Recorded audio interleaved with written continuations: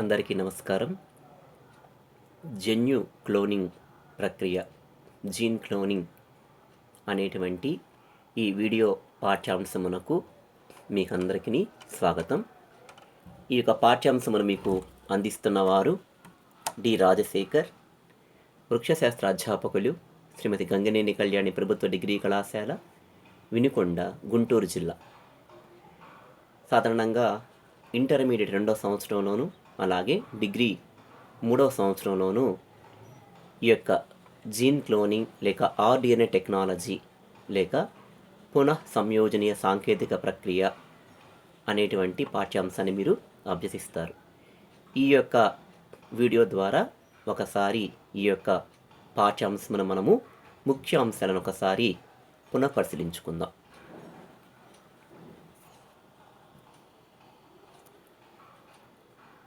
RDNA అంటే సాధారణంగా మనలో ఉండే డిఎన్ఏలో రకాలు చదువుతూ ఉంటాము.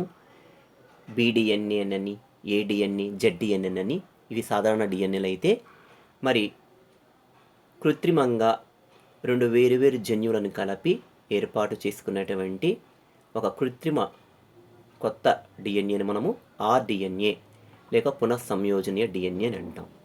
ఈ యొక్క ఆర్డిఎన్ఏ నందు మనకు 2 రకాల జన్యువులు కలపబడి ఉంటాయి. దీనినే మనము కైమెరిక్ డిఎన్ఏ అని కూడా పిలుస్తూ ఉంటారు.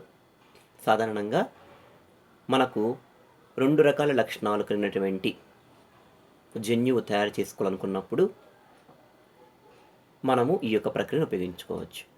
సాధారణంగా ఆర్డిఎన్ఏ అనేటువంటి ఈ యొక్క నిర్మాణమునందు ఒక జన్యువు మనకు కావాల్సినటువంటి కోరుకున్న వాంఛనీయ జన్యువుగా ఉంటే, మరొక జన్యువు ఈ కోరుకున్న జన్యువు యొక్క సంఖ్యను పెంచేదిగా ఉంటుంది.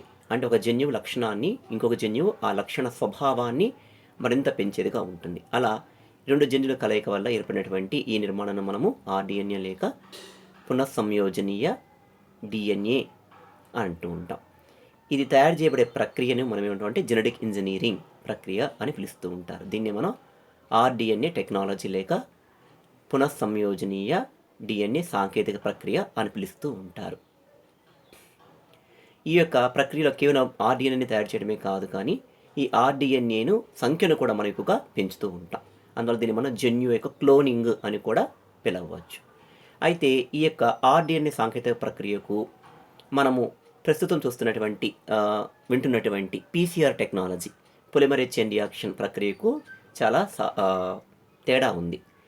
ఈ మధ్యకాలంలో కోవిడ్-19 వైరస్ యొక్క టెస్టింగ్ కోసం అన్నీ మరి యొక్క వ్యాధి సోకిన వ్యక్తి యొక్క రక్తాన్ని తీసుకొని ఆ రక్త నమూనాల్లో మరి ఆ యొక్క కరోనా వైరస్ ఉందా లేదో తెలుసుకోవడానికి మనము ఒక టెస్ట్ చేస్తూ ఉంటారు. దాన్ని రివర్స్ పీసీఆర్ అంటారు. అంటే ఇక్కడ వైరస్లో ఉన్నటువంటి ఆర్ఎన్ఏని డిఎన్ఏగా మార్చి అప్పుడు మనము తద్వారా ఆ యొక్క వ్యాధిని నిర్ధారిస్తూ ఉంటాము. మరి ఈ యొక్క పీసీఆర్ ప్రక్రియ అనేటువంటిది మనము అక్కడ కూడా జన్యువు యొక్క సంఖ్యను పెంచుతూ ఉన్నాము ఆర్డిఎన్ఏ సాంకేతిక ప్రక్రియలో లాగానే. మరి తేడా ఏంటంటే ఆర్డిఎన్ఏ సాంకేతిక ప్రక్రియ అనేటువంటిది ఒక జీవిలో, ఒక లివింగ్ సెల్లో మనము ఈ ప్రక్రియను మనము నిర్వహిస్తాము. అంతేకాకుండా మరి ఈ యొక్క జీవకణంలో ఈ యొక్క ప్రక్రియ నిర్వహించడమే కాకుండా ఇలా తయారు చేయబడినటువంటి ఆర్డిఎన్ఏ యొక్క సంఖ్యతో పాటుగా దాని యొక్క ఉత్పత్తి కూడా మనం సాధించుకుంటాం. అంటే సాధారణ జన్యువు ఏం చేస్తుంది? ప్రోటీన్లను ఏర్పాటు చేస్తుంది. ఆ ప్రోటీన్లను కూడా మనం ఇక్కడ ఏర్పాటు చేసుకుంటాం. అంటే జీవ సంబంధమైనటువంటి కణాలలో మనము ఒక కొత్త డిఎన్ఏని ప్రవేశపెట్టి దాన్ని మనం ఆర్డిఎన్ఏ అంటున్నాము. దాని ద్వారా మనము దానికి ఉత్పత్తిని కూడా సాధించుకుంటున్నాం. కానీ పీసీఆర్ పొలిమరేజ్ చైన్ రియాక్షన్ ప్రక్రియలో ఏం చేస్తామంటే ఇక్కడ మనకు కావాల్సినటువంటి జన్యువుని తీసుకొని ఆ జన్యువు యొక్క సంఖ్యను లేక నకలను మనము పెంచుకుంటాము తప్పించి దాని ఉత్పత్తిని సాధించలేము. అంతేకాకుండా పీసీఆర్ ప్రక్రియ అనేటువంటిది ఒక పూర్తి యాంత్రిక ప్రక్రియ, అంటే యంత్రాల సహకారంతో మనం చేసేటువంటి ప్రక్రియ అనమాట. అది ప్రధానంగా ఆర్డిఎన్ఏ సాంకేతిక ప్రక్రియకును అలాగే ఈ యొక్క జీన్ క్లోనింగ్ ప్రక్రియ మధ్య తేడా. మరి యొక్క ఆర్డిఎన్ఏ సాంకేతిక ప్రక్రియ అనేటువంటి భావన 1970వ సంవత్సరం నాటి టైంలో బ్యాక్టీరియాల మొదలుగా వీటిని ఉపయోగించారు. ఇక్కడ మనకి ఏంటంటే కనుక ముందు జన్యువుని మనం తెలుసుకోవాలి. జన్యువు అంటే అర్థం ఏమిటి అంటే కనుక మనము మన కణంలో కేంద్రకమైనటువంటి నిర్మాణంలో మనకి ఇలా ముడుచుకున్నటువంటి దారం లాంటి నిర్మాణం ఉంటుంది కదా, దాన్ని మనం క్రోమాటిన్ వల్ల పదార్థం అంటాము. కణ విభజన సమయంలోనే ఈ వల పదార్థం క్రోమోజోములుగా మార్చబడుతూ ఉంది. ఈ క్రోమోజోమ్ అనేది మన కంటికి కనిపించే భౌతిక జన్యు సంబంధమైనటువంటి పదార్థం అయితే, మనకి కనిపించని రసాయనిక సంబంధమైనటువంటి జన్యు పదార్థంని డిఎన్ఏ అంటూ ఉంటాం. ఈ యొక్క డిఎన్ఏ యొక్క చిన్న ముక్కని మనం అంటే జన్యువు అంటాం. జన్యువు అంటే ముక్కని కాదు కానీ ఆ డిఎన్ఏ మొక్కగా ఉండి అది ఒక లక్షణాన్ని నిర్ణయిస్తూ ఉంటే అప్పుడు మనం దాన్ని జన్యువు అని పిలుస్తూ ఉంటాం అనమాట. ఇట్లా రెండు వేరు జన్యువులు, రెండు వేరు అతిథేయుల నుంచి తెచ్చిన జన్యువులను కలిపి కొత్త జన్యువును అంటే ప్రకృతిలో సహజంగా లేని కొత్త జన్యువును తయారు చేస్తున్నాం ఇక్కడ మనం. మరి ఈ యొక్క జన్యు క్లోనింగు లేక ఆర్డిఎన్ఏ సాంకేతిక ప్రక్రియ అనేటువంటి ఈ యొక్క మరి యాంత్రికమునందు ఏం దశలు ఉన్నాయంటే రకరకాల వ్యక్తులు రకరకాలుగా చెప్తూ ఉంటారు. సాధారణంగా మనం ఇక్కడ ఈ యొక్క స్లైడ్లో చూస్తూ ఉంటే మనకు ఒక 5 దశలు కనిపిస్తూ ఉన్నాయి. దీన్ని విడగొట్టుకుని మనం 6గా 7గా కూడా చెప్పవచ్చును. కానీ ప్రధానంగా చెప్పాలంటే 5 దశలు ప్రధానంగా మనం ఇక్కడ చూడవచ్చు. అవి ఏంటంటే కనుక ఐసోలేషన్ ఆఫ్ డిజైర్డ్ జీన్ అంటే వాంఛనీయ జన్యువును వేరు చేసుకోవడం, ఐసోలేషన్ ఆఫ్ ప్లాస్మిడ్ అలాగే ప్లాస్మిడ్ జన్యువును వేరు చేసుకోవటము. 3 సింథసిస్ ఆఫ్ ఆర్డిఎన్ఏ ఇలా పై 2 స్టెప్పుల్లో వేరు చేసినటువంటి వాంఛనీయ జన్యువును ప్లాస్మిడ్ని కలిపి ఆర్డిఎన్ఏ రికాంబినెంట్ డిఎన్ఏ సంయోజన డిఎన్ఏను తయారు చేసుకోవటము లేక సంశ్లేషించుకోవడము. 4వ దశ introduction of rDNA into a suitable host. మరి తయారు చేసినట్టు ఆర్డిఎన్ఏ సంఖ్యను పెంచే ఉద్దేశంగా సరైన అతిథేయులోకి దాన్ని ప్రవేశపెట్టడము. దీన్ని introduction of rDNA into a suitable host అని అంటారు. అలాగే ఇలా పెట్టిన తర్వాత ఏ జీవుల్లో ఆర్డిఎన్ఏ ఉంది అని తెలుసుకునే ఉద్దేశంగా మనము కొన్ని పరీక్షలు నిర్వహిస్తాము. తద్వారా ఆర్డిఎన్ఏ కలిగి ఉన్నటువంటి కణాలు లేక అతిథేయులు ఎంపిక చేసుకుంటూ ఉంటాం. ఈ దశను ఏమంటామంటే సెలక్షన్ ఆఫ్ రికాంబినెంట్ స్ట్రెయిన్స్ అని పిలుస్తూ ఉంటాము. ముందుగా ఐసోలేషన్ ఆఫ్ డిజైర్డ్ జీన్ అంటే మనకు కావాల్సిన జన్యువును మనం వేరు చేసుకోవాలి. మనకు కావాల్సిన జన్యు ఎక్కడ ఉంది అంటే అది మానవ కణంలో కావచ్చును, జంతు కణంలో కావచ్చును, మొక్క కణంలో కావచ్చును, లేక బ్యాక్టీరియా కణం కూడా కావచ్చును. సో ఏ కణంలో ఉంది ఆ యొక్క జన్యు అనేటువంటి విషయాన్ని మనం నిర్ణయించుకున్నాక ఆ అతిథేయ కణాన్ని మనం తీసుకొని ఫర్ ఎగ్జాంపుల్ ఇన్సులిన్ జన్యువు తీసుకుందాం అనుకుందాం ఉదాహరణకు. మరి ఆ యొక్క ఎక్కడ ఉంటుంది ఇన్సులిన్ జీన్ అంటే కనుక మనిషి యొక్క మరి ఈ యొక్క కాలేయ దగ్గర ఉన్నటువంటి క్లోమ గ్రంథిలో ఈ యొక్క మనకి ఇన్సులిన్ జన్యువులు ఉంటాయని తెలుసు. ఈ క్లోమ గ్రంథి కణాలని మనం తీసుకుంటాం. ఆ క్లోమ గ్రంథి కణాలు తీసుకొని అలాగే అయితే కనుక మొక్క కణంలో ఉండే కొన్ని జన్యువులు ఉండవచ్చును, అలాగే బ్యాక్టీరియాలో మనకు కావాల్సిన జన్యువు ఉండవచ్చును. సో ఆ కణాన్ని మనం తీసుకున్నాక ముందు ఆ కణం మీద ఉన్న కణకవచాన్ని మనం తొలగించుకోవాలి. జంతువుల్లో మనుషులు అయితే మనకి కణకవచం ఉండవు కాదు కదా, కానీ మొక్క కణాల్లో అయితే కణకవచం ఉంటుంది. ఈ కణకవచం తొలగించడం మనం ఏం చేస్తామంటే కణకవచ పదార్థాన్ని కరిగించే స్వభావం అనేటువంటి ఎంజైమ్లను ఇవ్వాలి. ఉదాహరణకు మొక్కల్లో ఏముంటుంది సెల్యులోజ్ కాబట్టి సెల్యులేజ్ ఎంజైమ్ అని ఇస్తాం. ఆ సెల్యులేజ్ ఎంజైమ్ యొక్క ప్రభావంతో మనకేమవుతుందంటే కనుక ఆ కణకవచము ఊడిపోతుంది. తద్వారా నెక్స్ట్ ఏముంటుంది ప్లాస్మా త్వచం ఉంటుంది. దీన్ని కరిగించే ఉద్దేశంగా మనం ఏం చేస్తామంటే కనుక ఒక డిటర్జెంట్ని మనం ఇచ్చినట్లయితే కనుక ఆ డిటర్జెంట్తో చర్య నొందినటువంటి కణం యొక్క ప్లాస్మా త్వచం కూడా ఊడిపోతుంది. ఇంకా లభించినటువంటి మిగతా జీవ పదార్థ భాగం ఏం చేస్తామంటే మనము ఒక టెస్ట్ ట్యూబ్లో తీసుకొని దానిలో ఫీనాల్ని అలాగే ప్రోటీయేజులు అనే ఎంజైమ్లను రైబోన్యూక్లియేజెస్ అనే ఎంజైమ్లను కలిపి మనం సెంట్రిఫ్యూజ్ చేస్తాం. ఇలా చేయడం వల్ల ఏమవుతుందంటే కనుక ఈ యొక్క మిగతా మిగిలిపోయిన కణ భాగంలో ఉన్నటువంటి ఆర్ఎన్ఏ పదార్థము అలాగే హిస్టోన్ ప్రోటీనులు ఇతర పదార్థాలన్నీ కూడా పూర్తిగా విచ్ఛిన్నమైపోతూ ఉంటాయి. కానీ డిఎన్ఏ మాత్రం అది స్పష్టంగా మనకి ఉంటుందన్నమాట. ఆ తర్వాత అలా సెంట్రిఫ్యూజ్ అయిపోయిన తర్వాత మనకి ఈ యొక్క చనిపోయినటువంటి ఇతర కణ సంబంధ పదార్థాలన్నీ కూడా కిందకు బాగా మనకు పేరుకుంటాయి. మనకు డిఎన్ఏ పైన తేరుకుంటుంది అనమాట. ఆ తర్వాత ఆ డిఎన్ఏని మనం వేరే ఒక టెస్ట్ ట్యూబ్లో ఉంచేసుకొని దానికి మనం ఇథనాల్తో కరిగించినట్లయితే ఇథనాల్ ప్రభావం వల్ల డిఎన్ఏ మనం వేరు చేసిన డిఎన్ఏ అనేవి చాలా స్పష్టంగాను స్వచ్ఛంగాను మనకి శుభ్రంగా తయారవుతుంది అనమాట. అలా వచ్చినటువంటి ఆ యొక్క డిఎన్ఏ మనం తీసుకొని దాన్ని మనం ఏం చేస్తామంటే కనుక రెస్ట్రిక్షన్ ఎండోన్యూక్లియేజ్ అనేటువంటి ఎంజైమ్ల సహకారంతో వాటిని మనము చిన్న చిన్న ముక్కలుగా విభజించుకుంటూ ఉంటాం.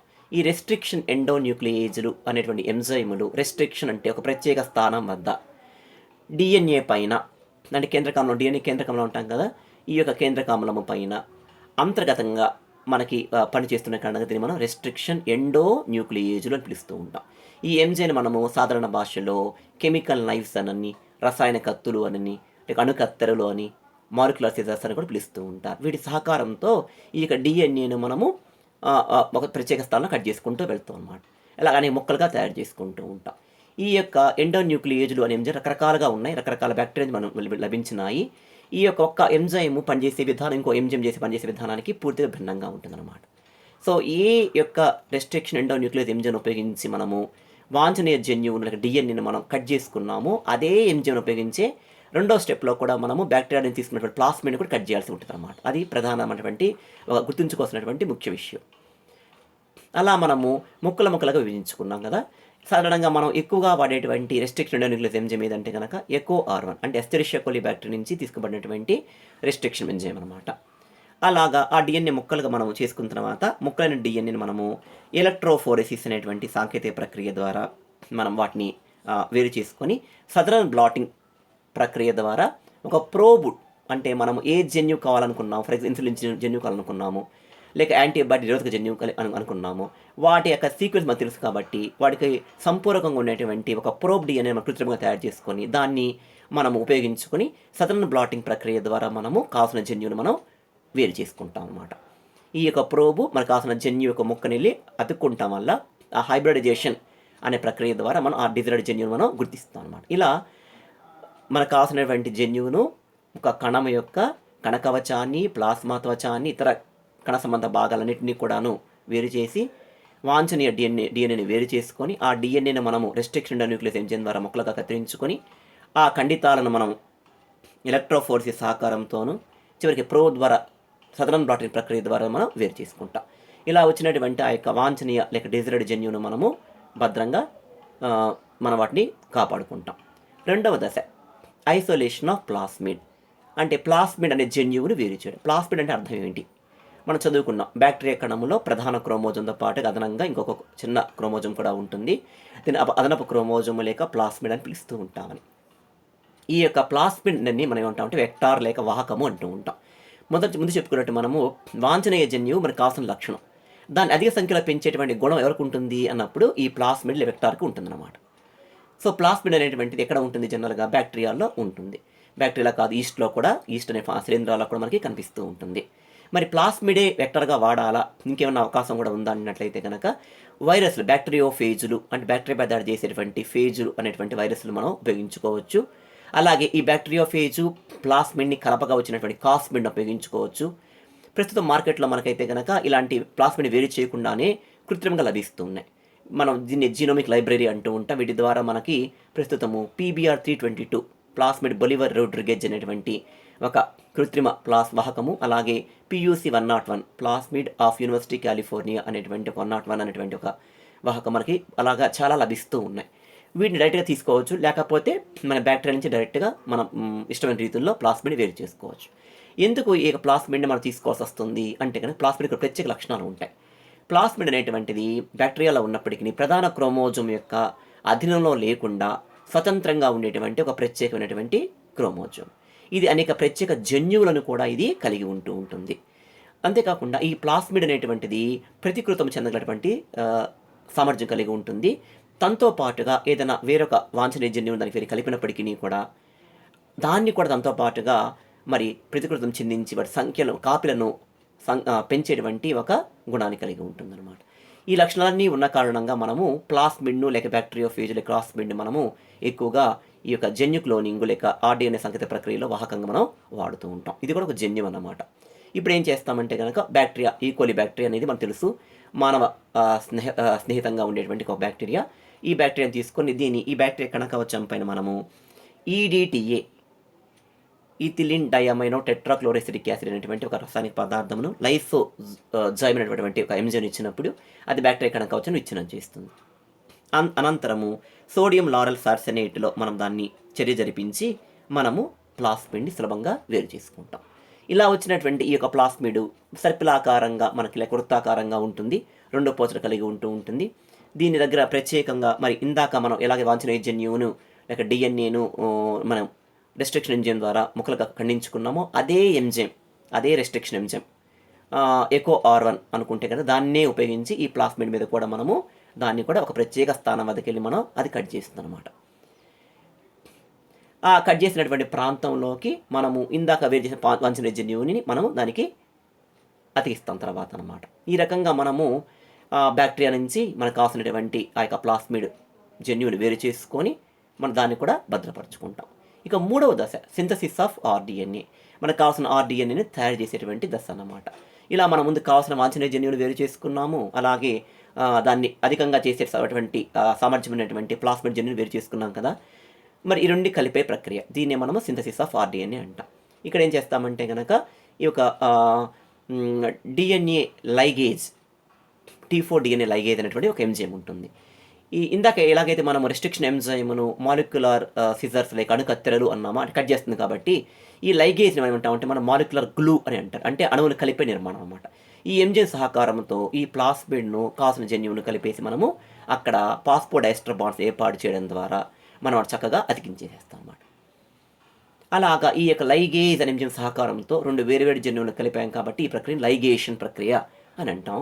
తద్వారా లభించేటువంటి కొత్త జన్యువుని మనము ఆర్డిఎన్ఏ అని పిలుస్తూ ఉంటాం. దీనిలో మనకి వాంఛనీయ జన్యువు ఉన్నది, అలా దాన్ని పెంచేటువంటి ప్లాస్మిడ్ జన్యువు కూడా ఉందన్నమాట. ఈ రకంగా మనం తయారు చేసుకుంటాం. ఈ పటంలో చూపించినట్టుగా మనకి ఒక పక్కనేమో మనకు కావాల్సినటువంటి ఆ యొక్క డిఎన్ఏని తీసుకుందాం, నిలువుగా కనిపిస్తుంది. అలాగే ఇక్కడ ప్లాస్మిడ్, వృత్తాకారమైన ప్లాస్మిడ్ కనిపిస్తోంది. రెంటిని కూడా EcoR1 అనేటువంటి రెస్ట్రిక్షన్ ఎంజైమ్తో మనం కట్ చేసుకున్నాము. కట్ చేసుకున్నటువంటి ప్రాంతాల రెండింటిని కూడా మనం కలిపేసాము. తద్వారా పింక్ కలర్ భాగాన్ని మనకి ఈ యొక్క వెక్టార్, ఈ యొక్క వాహకం అనేటువంటిది మనకి కలిగి ఉందన్నమాట. ఈ రకంగా మనము ప్లాస్మిడ్ను అలాగే వాంఛనీయ జన్యువుని కలిపి ఆర్డిఎన్ఏని తయారు చేసుకుంటాం. ఆ తర్వాత ఇలా తయారైనటువంటి ఆర్డిఎన్ఏని మనము వాటిని సరైన అతిథేయులోకి పంపించి వాటి యొక్క సంఖ్యను పెంచుకునే ప్రయత్నం చేయాలి కదా. అందులో భాగంగా మన 4వ స్టెప్ అయినటువంటి introduction of rDNA into a suitable host, అంటే సరైన అతిథేయులోకి ఆర్డిఎన్ఏని మనము పరిచయం చేయడం లేక పంపించడం.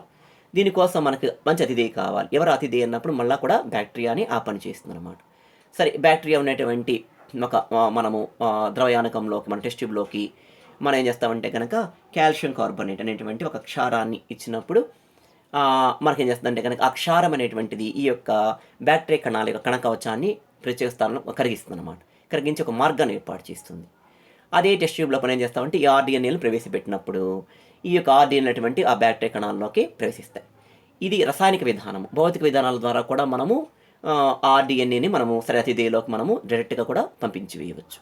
సాధారణంగా ఏంటంటే కనుక మనం ఇప్పుడు చెప్పిన విధానాన్ని పాటిస్తూ ఉంటారు. ఇలా మనము ఈ యొక్క క్షార సంబంధమైనటువంటి రసాయనిక పదార్థ సహకారంతో అతిథేయ యొక్క కణకవచాన్ని కొద్దిగా కరిగించి ప్రవేశ మార్గం ఏర్పాటు చేసుకుని దాని ద్వారా ఆర్డిఎన్ఏ మనం ప్రవేశపెట్టే ప్రక్రియ. అది ఇదంతా కూడా మనము చేస్తున్నాం, కానీ కంటితో మనం ప్రత్యేకించి ప్రత్యక్షంగా చూస్తూ చేసే ప్రక్రియ కాదు. మరి ఈ రకంగా ప్రవేశపెట్టిన తర్వాత ఆ యొక్క మాధ్యమంలో, ఆ ద్రవ మాధ్యమంలో ఉన్నటువంటి అన్ని బ్యాక్టీరియాలు ఆర్డిఎన్ఏని కలిగి పొందినాయా, ఏవి ఆర్డిఎన్ఏని పొంది ఉన్నాయి అనే విషయం మనకు తెలియదు. మరి మనకేం కావాలి, ముందు దశల్లో ఆర్డిఎన్ఏ కలిగినటువంటి అతిథేయ కణమే కావాలి. మరి దాన్ని ఎలా ఎంపిక చేసుకుంటాం, మనం ఎలా సెలెక్ట్ చేసుకోవాలన్నప్పుడు 5వ దశ అనమాట, సెలక్షన్ ఆఫ్ రికాంబినెంట్ స్ట్రెయిన్స్. మరి అనేక బ్యాక్టీరియా యొక్క క్లోన్ సమూహంలో ఏ యొక్క కణాలు అయితే ఆర్డిఎన్ఏ కలిగి ఉన్నాయో తెలుసుకోవడం కోసం మనం చేసేటువంటి దశ అన్నమాట. అంటే సరైనటువంటి అతిథేయులు మనం ఎంపిక చేసుకునే ప్రక్రియ అనమాట. దీనికోసం 2 రకాలటువంటి పరీక్షలు జరుగుతారు. ఒకటేమో ప్రోబును ఉపయోగించడం ద్వారా, రెండోదేమో ప్రోబు సహాయం లేకుండా అనే పరీక్షలు. ప్రోబు అన్నప్పుడు ఏంటంటే కనుక మనకు తెలుసు కదా, మనం ఆర్డిఎన్ఏ మనం తయారు చేసుకున్నాం కాబట్టి మన వాంఛనీయ జన్యువు ఏం వాడని తెలుసు, అలాగే మనం ప్లాస్మిడ్ ఎలా వాడని తెలుసు, వాడి యొక్క జన్యు క్రమం కూడా మనకు తెలుసు. ఈ జన్యు క్రమాన్ని సంపూర్ణంగా ఉన్నటువంటి ఒక జన్యువుని మనం ప్రోబ్ అని అంటాము, చదువుకున్నాం. ఈ ప్రోబ్ని సిడిఎన్ఏ కూడా పిలుస్తూ ఉంటారు. దీన్ని మనము మా మాధ్యమంలో పెట్టినట్టయితే కనుక ఏవైతే అతుక్కుంటాయో వచ్చి ఈ యొక్క ప్రోబ్కు అవి ఆర్డిఎన్ఏ కలిగి ఉన్న కణాలుగా గుర్తుపెట్టుకోవచ్చు. వాటిని వేరు చేసుకొని మనం వాటిని ఎంపిక చేసుకోవచ్చు. దీన్ని మనము ప్రోబ్ సహకారంతో ఆర్డిఎన్ఏ ఉన్నటువంటి అతిథేయ కణాలు ఎంపిక చేసుకోవడము అని పిలుస్తారు. కొన్నిసార్లు మనం ఏం చేస్తామంటే యాంటీబయాటిక్స్ని ఉపయోగించి కూడా మనం ఆ మాధ్యమంలో చల్లడం ద్వారా యాంటీబయాటిక్ రెసిస్టెన్స్ని చూపించేటువంటి ఆ యొక్క బ్యాక్టీరియా కణాలను మనం ఆర్డిఎన్ఏ ఉన్న కణాలుగా గుర్తించుకుని వేరు చేసుకోవచ్చు. ఇలా యాంటీబయాటిక్స్ ద్వారా ఉపయోగించేటువంటి ఈ యొక్క మనం వేరు చేసే ప్రక్రియ ఏమంటామంటే కెమికల్ టెస్టింగ్, కెమికల్ ఐసోలేషన్ పిలుస్తూ ఉంటారు. దీన్ని ప్రోబ్ లేకుండా మనము వేరు చేయడం అని అంటారు. ఇలా ఈ 2 దశలు మనం ఏం చేసామంటే కనుక ఇట్లా ప్రోబ్ను ఉపయోగించడం ద్వారా కానీ, ప్రోబ్ లేకుండా కానీ మనకు కావాల్సినటువంటి ఆర్డిఎన్ఏతో ఉన్నటువంటి అతిథేయ కణాలు మనము సెలెక్ట్ చేసుకుంటాం. దాన్ని మనం 5వ దశ అంటాం. దీంతో 5 ప్రధాన దశలు పూర్తవుతాయి. అలా వేరు చేసుకున్న తర్వాత ఈ పటాలను మనం చూడొచ్చు అనమాట. ఇక్కడ ఆర్డిఎన్ఏ తయారు చేయడం, ఆర్డిఎన్ఏ మనం సరైనటువంటి బ్యాక్టీరియా కణాలను పంపించి ఇంజెక్ట్ చేసాము. ఆ బ్యాక్టీరియా కణం క్లోనింగ్ ప్రక్రియ ద్వారా అనేకమైనటువంటి మనకి క్లోన్ నెంబర్ ఆఫ్ కణాలను ఏర్పాటు చేసుకుంది. సరైన వాటిని ఎంపిక చేసుకొని వాటిని మనము ఏం చేస్తామంటే కనుక ఇప్పుడు మన ఉద్దేశం ఏమిటి, వీటి సంఖ్యను పెంచుకోవాలి. వీటిని ఒక అగార మాధ్యమంలో ప్రవేశపెట్టినట్లయితే కనుక ఈ ఆర్డిఎన్ఏతో ఉన్నటువంటి యొక్క అతిథేయ కణాలు మరి ఆ పోషకాలను గ్రహించుకొని అవి జరుపుకొని అంటే కనుక బైనరీ ఫిషన్ విధా విచ్చిత ద్వారా వాటి యొక్క సంఖ్యను పెంచుకుంటాయి. అలా అనేక కణాలు మనకి అతిథేయ కణాలు మనకి తయారవుతాయి అన్నమాట. అలా వచ్చినటువంటి అతిథేయ కణాలను ఆర్డిఎన్ఏతో అతిథేయ కణాలు తీసుకొని మనము వాటిని మనం బయోరియాక్టర్లు లేకపోతే కనుక మనము దీన్ని ఫెర్మెంటర్ ట్యాంకులు అంటూ ఉంటాం. వాటిలో ప్రవేశపెట్టి నువ్వు ఏ పదార్థం తయారు చేస్తున్నావు చేయబోతున్నావో వాటి యొక్క ప్రారంభపు ముడి పదార్థాలను ఉంచేసి ఈ ఆర్డిఎన్ఏ సహితంగా ఉన్నటువంటి బ్యాక్టీరియా అతిథేయ కణాలను ప్రవేశపెట్టినప్పుడు అవి కొన్ని రోజుల తర్వాత కిణ్వన ప్రక్రియ ద్వారా ఫెర్మెంటేషన్ ప్రక్రియ ద్వారా మనకు కావాల్సినటువంటి ఆ యొక్క పదార్థాన్ని అధిక మొత్తంలో మనకి తయారు చేస్తాయి అన్నమాట. ఆ రకం వచ్చినటువంటి పదార్థాన్ని మనము ప్యూరిఫై చేసుకొని మనం వాటిని మార్కెటింగ్ చేసుకుంటాం. ఉదాహరణకు ఇన్సులిన్ అనేటువంటి మన జన్యువుని తీసుకొని ఈ ఆర్డిఎన్ఏ తయారు చేసుకొని అతిథేయులు ప్రవేశపెట్టి దాని నుంచి మనము ఇన్సులిన్ అధిక మొత్తంలో పొందాం కదా. ఆ పొందినటువంటి ఇన్సులిన్ మనం ఏమంటామంటే మార్కెట్ భాషలో హ్యూమిన్ అని పిలుస్తూ ఉంటారు. ఇప్పుడు మానవాళికి మనకందరికి కూడా రోజు ఈ యొక్క డయాబెటీస్ పేషెంట్స్ అందరూ కూడా ఇన్సులిన్ని ఆర్టిఫిషియల్గా తీసుకుంటూ ఉంటారు. ఎలా వచ్చింది ఈ యొక్క కెమికల్ అంతా కూడాను మార్కెట్లో కన్నప్పుడు ఇది ఈ యొక్క ఆర్డిఎన్ఏ టెక్నాలజీ ద్వారా లేక జన్యు క్లోనింగ్ ప్రక్రియ ద్వారా మనం జన్యు సంఖ్యను పెంచుకొని దాన్ని మన ఫెర్మెంటేషన్ ప్రక్రియ ద్వారా అధిక మొత్తంలో ఉత్పత్తిని సాధిస్తున్నాం అనమాట. ఈ రకంగా అనేక రకాల పదార్థాలు మనము తయారు చేసుకోవచ్చు. అదే మొక్క సంబంధ పదార్థాలు కావచ్చును, జంతు సంబంధ పదార్థాలు కావచ్చును, మానవునిలో ఉండేటువంటి కొన్ని పదార్థాలు ఇతరుల్లో లేకుండా పోవచ్చును, వాటిని ఉపయోగించుకోవచ్చు. ఇలా మనం రకరకాల పర్పస్లలో మనము ఈ ఆర్డిఎన్ఏ టెక్నాలజీ మనకు అనేటువంటిది ఎంతగానో ఉపయోగపడుతూ ఉంది. సో మనము ఈ సాధారణంగా ఈ యొక్క జెనెటిక్ ఇంజనీరింగ్ లేక జన్యు క్లోనింగ్ లేక ఆర్డిఎన్ఏ సాంకేతిక ప్రక్రియ ద్వారా మనము మరి మెడికల్ ఫీల్డ్లోను అలాగే వ్యవసాయ రంగంలోను అలాగే మన వాణిజ్య రంగంలోను పర్యావరణ పరంగా కూడా అనేక రకాల లాభాలు పొందుతూ ఉన్నాం. మనము ఉత్పత్తులు అధికంగా సాధిస్తున్నాము. అలాగే రెసిస్టెన్స్ ఉన్నటువంటి కొత్త కొత్త వృక్ష వంగడాలను తయారు చేస్తూ ఉన్నాము. అలాగే మాతృత్వ పితృత్వాన్ని మనం నిర్ధారించడానికి మనం అపరాధ పరిశోధనలో కూడా పెట్టిన ఆర్డిఎన్ఏ టెక్నాలజీ మనం ఫింగర్ ప్రింటింగ్ రూపంలో వాడుతూ ఉంటున్నాము. జన్యు పరివర్తిత మొక్కల్ని జన్యు పరివర్తిత జంతువులను సూక్ష్మజీవులు ఉత్పత్తి చేస్తూ ఉన్నాము. అలాగే మానవ సంబంధమైనటువంటి అనేక రోగాలను మనము జయిస్తూ ఉన్నాము. మనము అలాగే దీనికి మారురూపంగా ఉన్నటువంటి పీసీఆర్ సాంకేతిక ప్రక్రియ ద్వారా కూడా ఈరోజు మనము అనేక రకాల వ్యాధులు నిర్ధారిస్తున్నాం. ఉదాహరణకు కోవిడ్-19 కూడా మనం ఈ రకంగానే నిర్ధారిస్తూ ఉన్నాం అన్నమాట. మరి ఈ యొక్క జెనెటిక్ ఇంజనీరింగ్ లేక జన్యు క్లోనింగ్ ఆర్డిఎన్ఏ సాంకేతిక ప్రక్రియ అనేటువంటి ఈ యొక్క పాఠ్యాంశాన్ని ఒక్కసారి మనము పునర్విమర్శ చేసుకుందాము. జెనెటిక్ ఇంజనీరింగ్ జన్యు క్లోనింగ్ అనగా ఒక ప్రక్రియ, ఒక సాంకేతిక ప్రక్రియ. ఈ సాంకేతిక ప్రక్రియ ద్వారా మనము ఏం చేస్తున్నామంటే కనుక ఒక కొత్త జన్యుని తయారు చేస్తున్నాం. ఆ జన్యు పేరే ఆర్డిఎన్ఏ. ఆర్డిఎన్ఏ అంటే రికాంబినెంట్ డిఎన్ఏ. అంటే సృష్టిలో ఉన్నటువంటి రెండు వేరు సహజ జన్యువులను మనము తీసుకొచ్చి వాటి రెండింటిని కలిపి కొత్త రూపాన్ని తీసుకొస్తున్నాం. దాన్ని మనం ఆర్డిఎన్ఏ అంటున్నాం అనమాట. ఒక జన్యుకేమో మనకు కావాల్సిన లక్షణం ఉంది, ఇంకొక జన్యువేమో ఆ లక్షణాన్ని ఎక్కువ సంఖ్యను పెంచే విధంగా ఉన్నటువంటి లక్షణం కలిగి ఉందన్నమాట. ఇలా తయారు కాబడిన ఆర్డిఎన్ఏ మనము ఉపయోగించుకొని పారిశ్రామికంగాను అలాగే వైద్య రంగంలోను తర్వాత వచ్చేసి అగ్రికల్చర్ వ్యవసాయ రంగంలోను రకరకాల విప్లవాత్మక మార్పులు సాధించుకున్నాము. ఇందులో ప్రధానంగా మనకి 5 ప్రధాన దశలు కనిపిస్తూ ఉన్నాయి. మొదటగా వాంఛనీయ జన్యువును వేరు చేసుకోవటం, దాన్ని మనం భద్రపరచుకోవటం. రెండవ దశలో వాంఛనీయ వాహకమును అనగా ప్లాస్మిడ్ను లేక కాస్మిడ్ను లేక బ్యాక్టీరియోఫేజ్ను కృత్రిమంగా ఉన్నటువంటి వాహకాలను మనము తీసుకొచ్చుకొని వాటిని భద్రపరచుకున్నాం. ఈ రెంటిని కూడా ఒకే రెస్ట్రిక్షన్ ఎండోన్యూక్లియస్ ఎంజైమ్ ద్వారా కత్తిరించుకొని పక్కన పెట్టుకొని లైగేజ్ ఎంజైమ్ సహకారంతో రెండు కూడా మనం కలిపేస్తున్నాము. దీన్ని లైగేషన్ అంటూ ఉంటాము. తద్వారా మనకు వచ్చేటువంటి ఆ యొక్క కొత్త జన్యువు ఆర్డిఎన్ఏ లేక కైమెరిక్ డిఎన్ఏ లేక పునఃసంయోజన డిఎన్ఏ అంటాము. ఇలా వచ్చినటువంటి ఈ యొక్క ఆర్డిఎన్ఏను మనం అధిక మొత్తంలో చేసుకునే ఉద్దేశంగా ఒక సరైన అతిథేయులకు ప్రవేశపెట్టుకుంటున్నాము. ఈ అతిథేయుని మనము ఆర్డిఎన్ఏ అయినటువంటి అతిథేయులు మనం సరైనటువంటి విధానం ప్రోబ్ ద్వారా కానీ ప్రోబ్ లేకుండా ఉన్న విధానం ద్వారా ఎంపిక చేసుకుంటున్నాము. ఎంపిక చేసినటువంటి ఆర్డిఎన్ఏ సహితమైనటువంటి అతిథేయ కణాలను మనము అధిక మొత్తంలో తయారు చేసుకొని క్లోనింగ్ ప్రక్రియ ద్వారా తయారు చేసుకొని ఆ వచ్చినటువంటి అన్ని ఆ యొక్క అతిథేయ కణాలను మనము కిణ్వన ప్రక్రియ ద్వారా ఫెర్మెంటేషన్ ద్వారా మనం ఏం చేస్తున్నామంటే ఉపయోగించుకొని కాస్త ఉత్పత్తిని పొందుతున్నాము. పీసీఆర్ టెక్నాలజీ అనేది ఒక యాంత్రిక ప్రక్రియ, మిషన్ ద్వారా జరిగే ప్రక్రియ. ఇది ఆర్డిఎన్ఏ సాంకేతిక ప్రక్రియని పోలి ఉంటుంది. అయితే ఇది పూర్తిగా యంత్ర సహకారం చేస్తూ ఉంటాము. అంతేకాకుండా కావాల్సిన జన్యుని మనం అధిక మొత్తంలో పొందుతాం తప్పించి దాని ఉత్పత్తిని పొందలేము. కానీ ఆర్డిఎన్ఏ సాంకేతిక ప్రక్రియ ద్వారా అయితేనే కనుక మనము ఇది జీవ సంబంధ ప్రక్రియ, మనం ఒక కణంలో దీన్ని నిర్వహిస్తూ ఉంటాము. కావాల్సిన జన్యువునితో పాటుగా సంఖ్యను పెంచుకోవడమే కాకుండా దానికి ఉత్పత్తిని కూడా మనం సాధించుకోవచ్చును. సో ఈ యొక్క పాఠాన్ని శ్రద్ధగా విన్నందుకు మీ అందరికీ కూడా మరొకసారి కృతజ్ఞతలు. ఇంకొకసారి మరి ఇంకొక వీడియోలో మళ్ళీ కలుసుకుందాం. అంతవరకు సెలవు.